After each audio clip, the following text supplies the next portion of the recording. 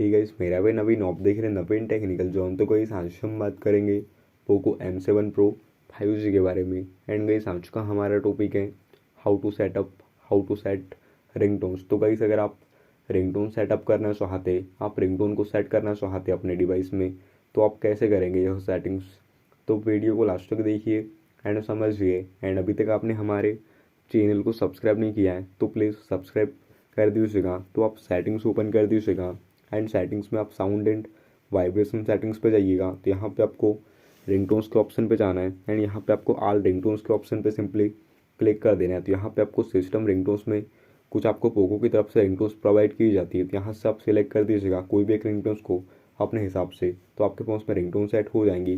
Choose local ringtones की बात करें तो आपने जो भी थर्ड पार्टी सॉन्ग्स वगैरह म्यूज़िक वगैरह डाउनलोड किए होंगे, तो यहाँ से आप सिलेक्ट करके रिंगटोन सेट कर सकते। तो गाइस ये था आज का हमारा टॉपिक।